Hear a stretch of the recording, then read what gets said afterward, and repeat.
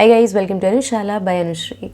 From today onwards, we are going to start with Class 8th History, Chapter number 5, When People Rebel, 1857 and After. See, this chapter is very important from the knowledge point of view as well as from the exam point of view. Knowledge point of view से क्यों important है? क्योंकि यहाँ से British India में बहुत सारी चीज़ें चेंज हो रही थी. ठीक है, एक चेंज सीक्वेंस हमको देखने के लिए मिलेगा, राइट? क्योंकि 1857 जो है अपने आप में काफ़ी इम्पॉर्टेंट इवेंट था, इम्पॉर्टेंट ईयर था, और इससे बहुत सारी चीज़ें चेंज हो गई हमेशा के लिए in the British India.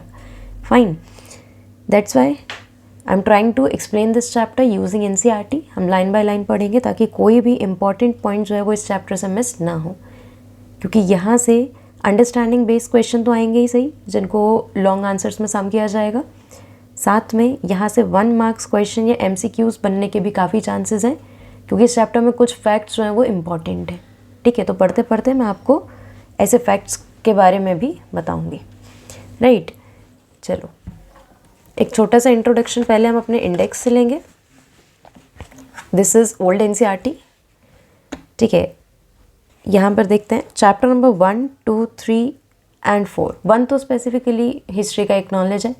Second, third, fourth chapter आपको ये बताता है कि ब्रिटिशर्स ने किस तरीके से धीरे धीरे करके मेन टेरिटरीज़ को या इम्पॉर्टेंट जो रीजन्स थे, जो प्रेसिडेंसीज थी, उनको किस तरीके से रूल किया, फिर किस तरीके से कंट्री साइड में पहुँचा. ठीक है, इंडिगो प्लांटेशन और ये सारी चीज़ें देखी हमने. Then how did the Britishers affected the life of tribal people and how their customs, traditions and even their ways of livelihood were hindered by the Britishers. है ना, ये तो हमारा रिसेंट चैप्टर है जो हमने अभी अभी किया था. इसके बाद ये शुरू के 3 चैप्टर पढ़ने के बाद 5th चैप्टर जब हम पढ़ते हैं when people rebel 1857 and after, ये बताता है कि पहली बार इतने सालों से जो लोग परेशान होते आ रहे थे, इंडियंस जो परेशान हो रहे थे, एक्सप्लॉइट हो रहे थे, उन्होंने पहली बार रिबेल करने के बारे में सोचा. और ये कब हुआ? 1857 में, राइट? ऑल्दो 1857 का जो रिज़ल्ट है वो इंडिया के फेवर में नहीं होता है, लेकिन इसके बाद जो चीज़ें होती हैं, आफ्टर इफ़ेक्ट्स जो हैं 1857 के रिवोल्ट के, वो बहुत ही मैटर करेंगे, क्योंकि वहाँ से ब्रिटिश इंडिया जो है उसमें एडमिनिस्ट्रेटिव चेंजेस बहुत सारे आएंगे. ठीक है, चलो, एंड इंडेक्स खोला है तो हम एक चीज़ और देख लेते हैं कि चैप्टर नंबर 6 ओल्ड NCERT जो है weavers, iron smelters and factory owners is deleted for this session. Then last chapter India after independence, it is also deleted. Fine, तो यहाँ पर जो 10 चैप्टर्स हैं, एक्चुअली यहाँ पर आपको 8 चैप्टर्स पढ़ने, राइट? चलो, and if you have new NCERT there is no problem, वहाँ 2 बुक्स में सारे चैप्टर्स को सम कर दिया गया. So let us start. Policies and the people. In the previous chapter, you looked at the policies of East India Company and the effect they had on different people. How did East India Company started ruling? It started ruling the people through its policies. ठीक है, बहुत सारी policies, subsidiary alliance, doctrine of lapse, जो हमने इसके पहले वाले जब हम कंट्री साइड पढ़ रहे थे, sorry, from trade to territory पढ़ रहे थे, उसमें हमने बहुत सारी पॉलिसीज़ देखी थी, राइट? जिसकी मदद से ब्रिटिश इंडिया में क्या हो रहा है, जो ब्रिटिशर्स हैं वो ट्रेड करने की कोशिश करते हैं. जूम करना चाहिए. This is okay I guess. चलो, kings, queens, peasants, landlords, tribals, soldiers were all affected in different ways. You have also seen how people resist policies and actions to harm their interests or go against their sentiments. बहुत सारे different sections of society थे जो britisher से अलग अलग तरीके से affect हो रहे थे. ठीक है, बहुत सारे लोग कोशिश करते हैं कि जो उनके अगेंस्ट हैं या उनके इंटरेस्ट के अगेंस्ट पॉलिसीज़ हैं उनको चैलेंज किया जाए. ठीक है, उनको रेजिस्ट किया जाए, जो भी उनके सेंटिमेंट्स के अगेंस्ट जा रही थी.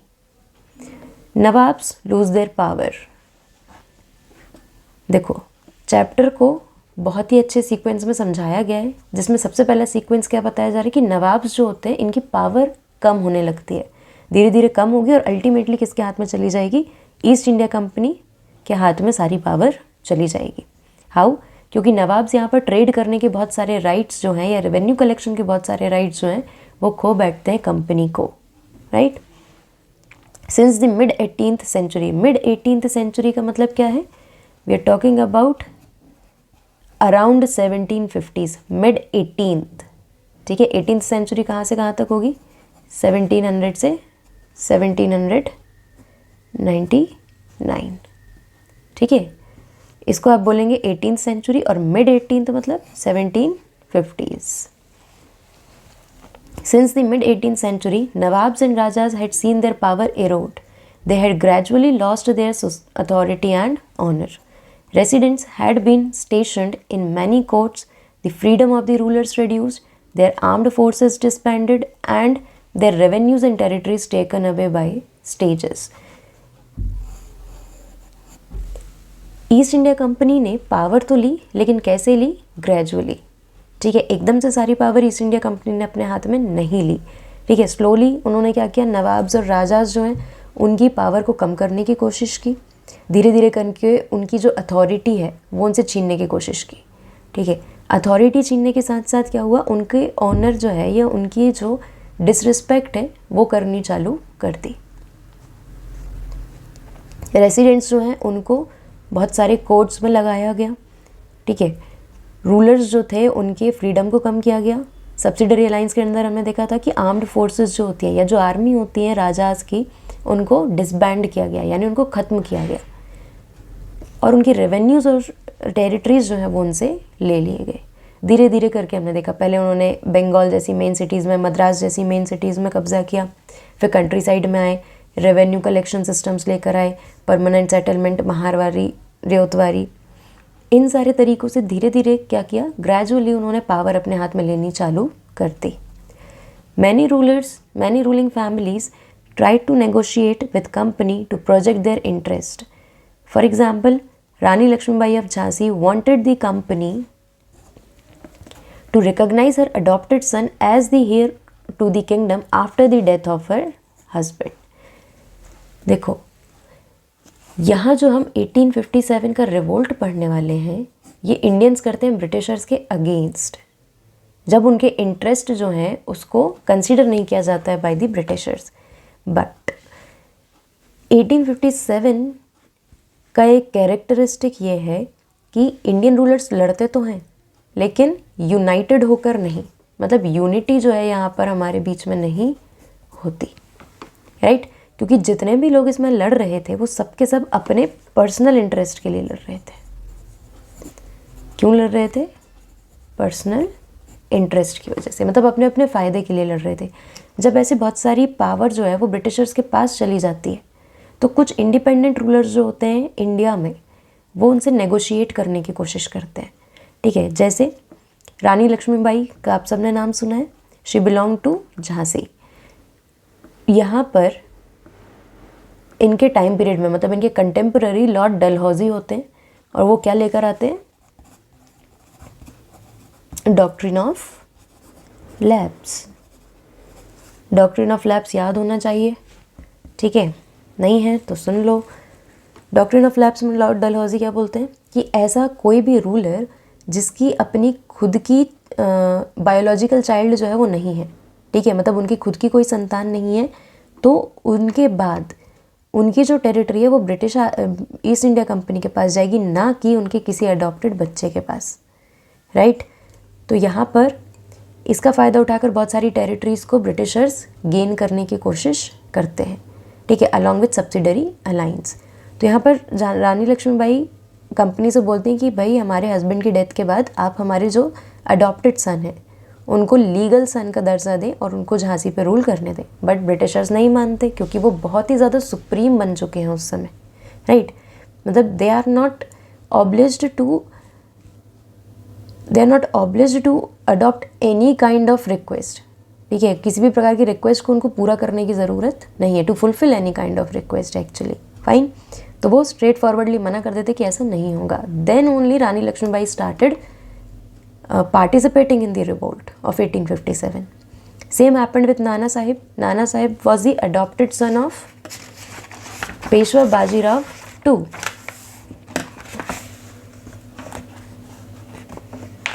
Just a minute.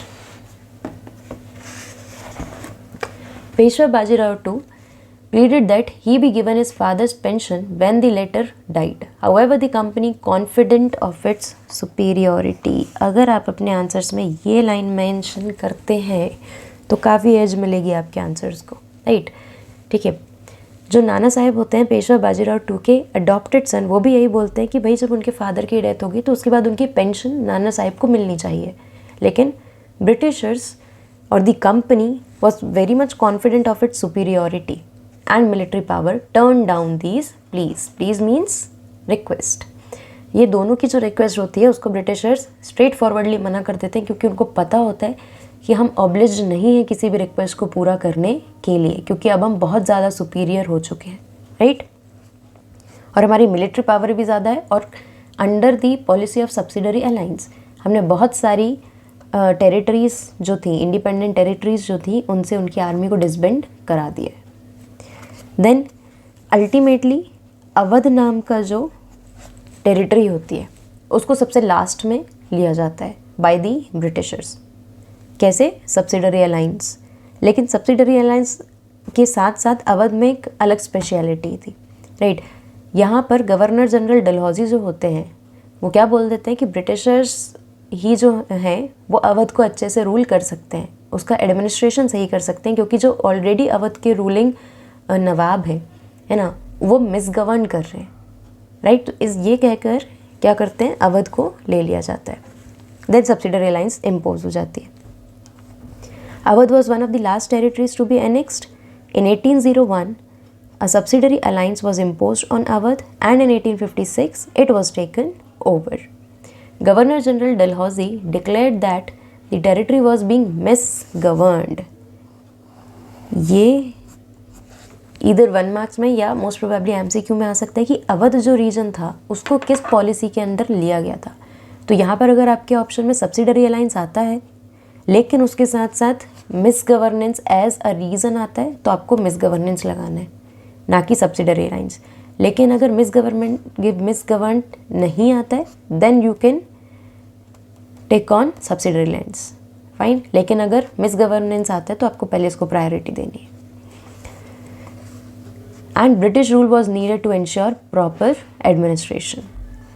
The company even began to plan how to bring the Mughal dynasty to an end. Even उस समय मुग़ल रूलर्स जो थे, मतलब मुग़ल एम्पायर हालांकि काफ़ी वीक हो चुका था इस समय तक, उतने पावरफुल रूलर्स नहीं बचे थे, लेकिन still company was planning to bring it to an end कि अब मुग़ल डायनेस्टी जो है इसको पूरी तरीके से ख़त्म कर देते हैं. The name of the Mughal king was removed from the coins minted by the company. ठीक है, कॉइन्स जो बनते थे उसमें से मुग़ल रूलर का जो नाम था उसको हटा दिया जाता है. अब यहाँ पर कॉइन पर से नाम हटाना इतनी बड़ी बात क्यों है? क्योंकि कॉइन पर नाम हुआ करता था रूलर का. ठीक है, अब अगर आप रूलर का, इंडिया के रूलर का नाम वहाँ से हटा रहे हैं, भले ही ज़्यादा पावरफुल नहीं है लेकिन अल्टीमेटली मुग़ल एम्पायर तो चल रहा है ना अभी तक.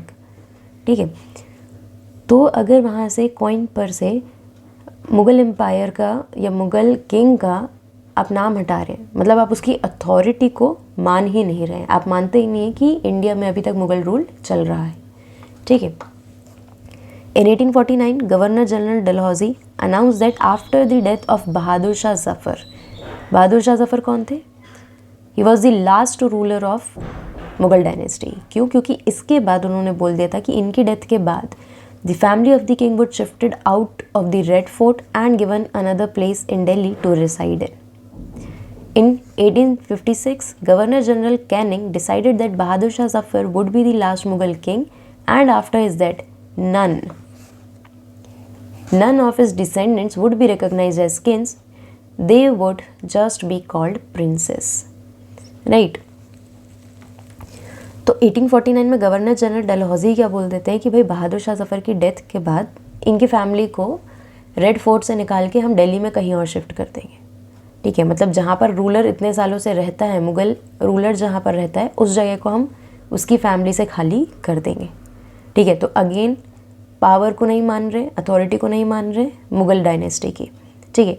इवन इतना ज़्यादा वीक हो जाता है मुग़ल एम्पायर यहाँ पर आकर, और कंपनी इतनी ज़्यादा सुपीरियर हो जाती है कि 1856 में गवर्नर जनरल कैनिंग जो होते हैं, जितने भी गवर्नर जनरल हैं, उनसे रिलेटेड इवेंट्स के कारण आपको उनका नाम याद होना चाहिए, राइट। गवर्नर जनरल कैनिंग जो होते हैं वो बोलते हैं कि भाई बहादुर शाह जफ़र जो है ये आखिरी मुग़ल किंग होंगे। मतलब ऐसा नहीं है कि इसके बाद उनकी सारी जो जनरेशन है उनको मार दिया जाएगा, ठीक है। इसका मतलब ये है कि इसके बाद किसी भी डिसेंडेंट को या इनकी फैमिली के किसी भी मेंबर को मुग़ल रूलर नहीं बोला जाएगा, राजा नहीं बोला जाएगा। उनको प्रिंस मान सकते हैं आप, लेकिन उनकी भी अथॉरिटी कुछ नहीं रहेगी। डन।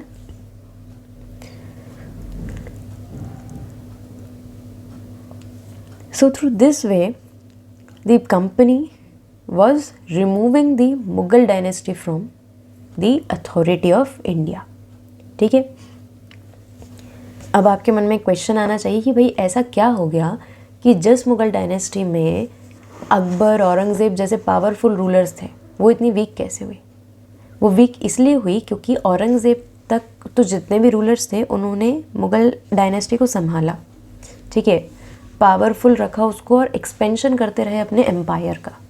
लेकिन औरंगज़ेब के बाद के जितने भी लीडर्स आते हैं वो सब के सब क्या होते हैं, वीक होने लगते हैं। साथ में उनको ऐसा लगता है कि उनके पास बेहद प्रॉपर्टी है, तो वो उस पर लग्जरी में सर्वाइव करने लग जाते हैं, एक्सपेंशन कुछ नहीं करते, ठीक है। बहुत ज़्यादा फिज़िकली केपेबल भी नहीं होते हैं, ठीक है, कि आर्मी में लीड कर सकें, राइट, या एक पावरफुल स्ट्रॉन्ग आर्मी बना के रख सकें। लेकिन उसके बाद भी, औरंगज़ेब की डेथ के बाद भी कई सालों तक मुग़ल डायनेस्टी चली है, क्योंकि पुराने रूलर्स ने इतना ज़्यादा काम कर दिया था कि उनका नाम से ही लोगों को ऐसा लगता था कि अब हाँ ये भी इतने ही पावरफुल हैं। हालांकि लेटर सक्सेसर्स जो होते हैं औरंगज़ेब के, they were not powerful. Even here, यहाँ जो बहादुर शाह जफ़र है, ठीक है, इनका भी आपको पूरी हिस्ट्री में सिर्फ 1857 के रिवोल्ट में ही जिक्र मिलेगा, अदरवाइज इनका कहीं पर भी जिक्र नहीं है, राइट। चलो, I hope this much is clear. Coming to the next topic, the peasants and sepoys. अब यहाँ पे धीरे धीरे करके आपको स्टोरी बनानी चालू की जा रही है, ठीक है।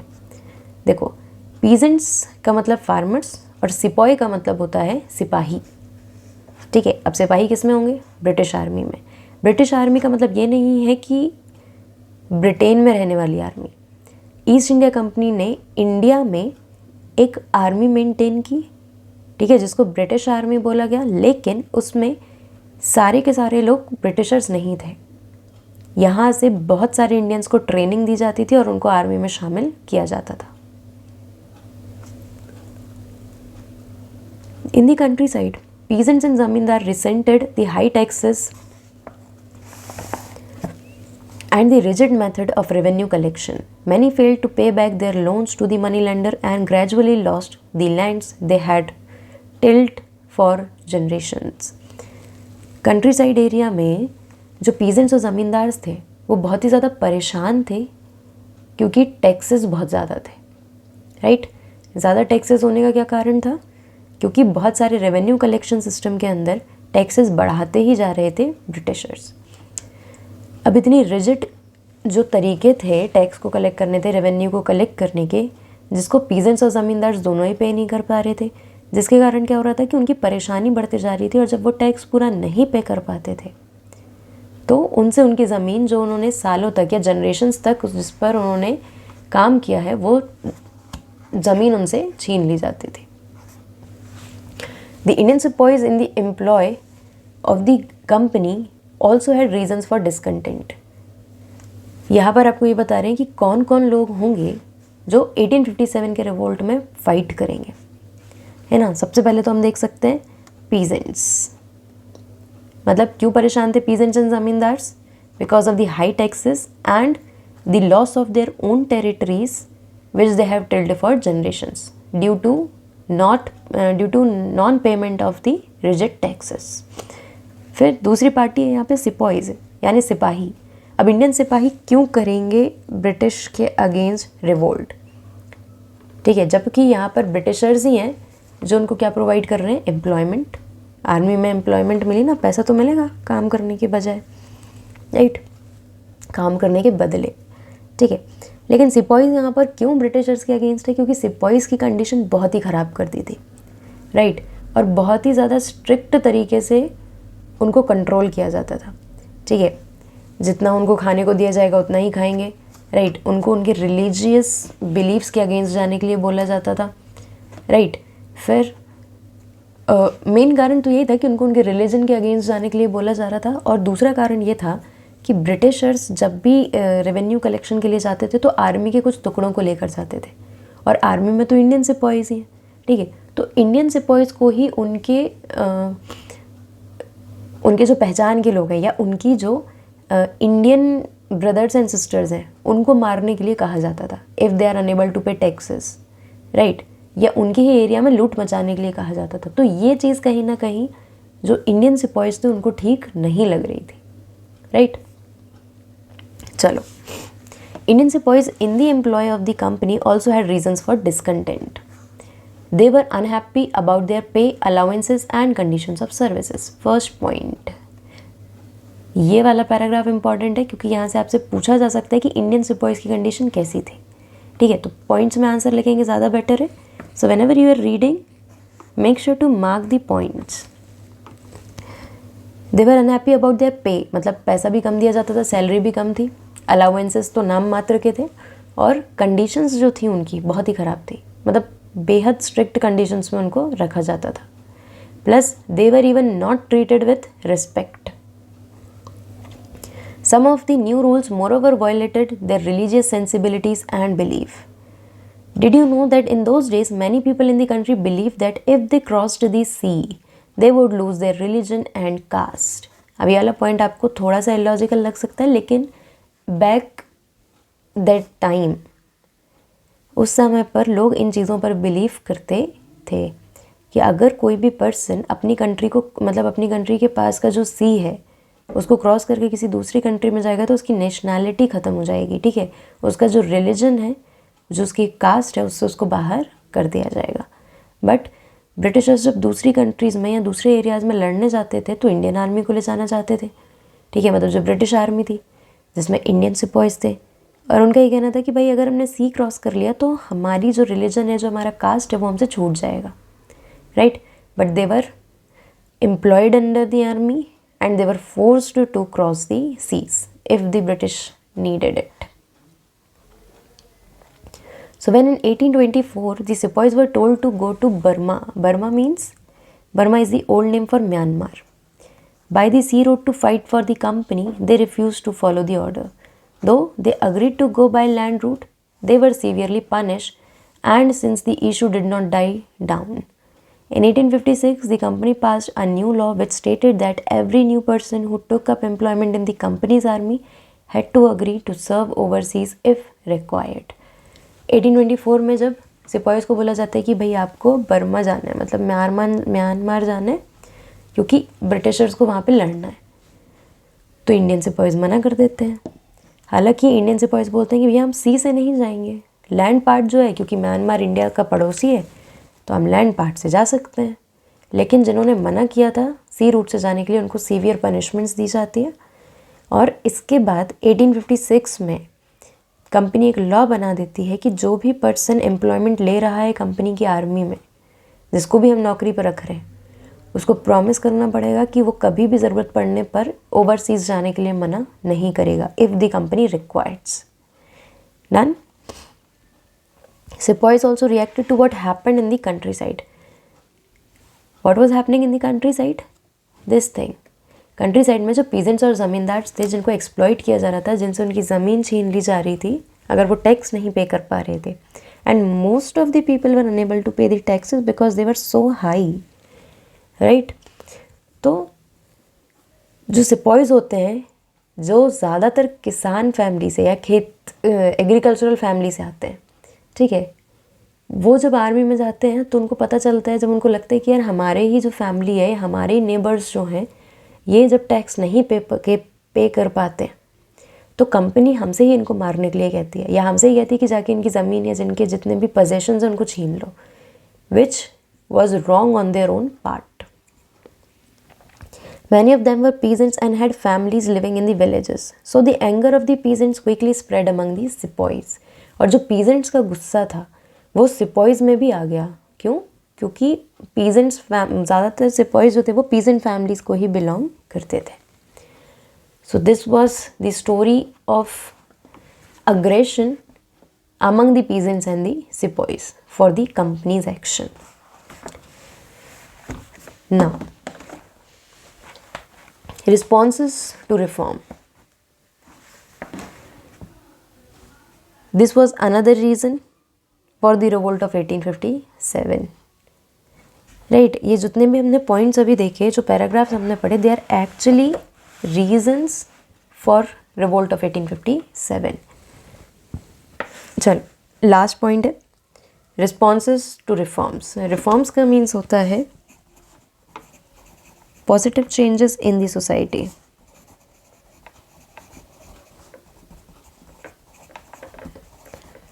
सोसाइटी में कैसे चेंजेस लेकर आना? पॉजिटिव, है ना. मतलब कोई भी कस्टम चला आ रहा है, कोई भी ट्रेडिशन चला आ रहा है, अगर वो सही नहीं है तो उसको सुधारना, उस चीज़ को आप कहेंगे रिफॉर्म्स. ठीक है. ऑल्दो ये पॉइंट जो था ये एक्चुअली ब्रिटिशर्स एक सही काम कर रहे थे, लेकिन इंडियंस को पसंद नहीं आ रहा था. ठीक है. किस तरीके से? जैसे ब्रिटिशर्स जो हैं जब भी आते हैं तो इनको समझ में आता है कि भाई सती है, चाइल्ड मैरिज है, या विडो को एकदम हार्श लाइफ जीने में मजबूर करना, ये सारी चीज़ें ख़राब लगीं. किसको? ब्रिटिशर्स को. स्पेशली सती सिस्टम, राइट. और एजुकेशन सिस्टम जो था इंडिया का वो भी ब्रिटिशर्स को पसंद नहीं आया. And as they were getting powerful, they were getting superior in the society, उन्होंने बहुत सारी चीज़ों को चेंज करना चालू कर दिया. राइट. क्रिश्चियन मिशनरी स्कूल्स आने लगे. यहाँ के एजुकेशन सिस्टम को ख़त्म करने की, जो पाठशाला या गुरुकुल सिस्टम था उसको ख़त्म करने की बात हुई. तो ये सारी चीज़ें किसको नहीं पसंद आ रही थी? इंडियंस को. उनको ये लग रहा था कि भाई आप एक आउटसाइडर हैं, ठीक है, या आप इस टेरिटरी को नहीं जानते, यहाँ के रिलीजन, यहाँ के कल्चर को नहीं जानते हैं, और आप ऑल ऑफ अ सडन आकर कहते हैं कि भाई हमारे जो कस्टम्स हैं, जो ट्रेडिशन है वो गलत है. राइट. और आप हमको अपने अकॉर्डिंग या अपने कस्टम के अकॉर्डिंग ढालने की कोशिश कर रहे हैं. तो जब ये सारे रिफॉर्म्स होते हैं तो ये भी एक इंटरफेरेंस समझ में आता है इंडियंस को. So this was also a reason to revolt in 1957 against the Britishers. Although जब भी अगर आपके पास ऐसा क्वेश्चन आता है कि भाई क्या रीजंस थे 1857 के रिवोल्ट के, तो response to reforms should be the last reason. ठीक है. क्यों? क्योंकि बाकियों से ये कम इम्पॉर्टेंट है. बाकी जो 3 पॉइंट्स हमने देखे दे आर मोर इम्पॉर्टेंट. चलो, let us read it. The British believe that Indian society had to be reformed. Britishers को लगता था कि भाई इंडियन सोसाइटी को सुधारना बहुत ज़रूरी है. Laws were passed to stop the practice of sati and to encourage remarriage of widows. English language education was actively promoted. After 1830, the company allowed Christian missionaries to function freely in its domain and even own land and property. Christian missionaries, although काफ़ी लंबे समय से India में काम कर रही थी, ठीक है. Christian missionaries के 2 मोटिव हम कहेंगे. पहला तो ये कि इनको क्रिश्चियनिटी को क्या करना था? स्प्रेड करना था. और इन्होंने कौन सा तरीका चुना?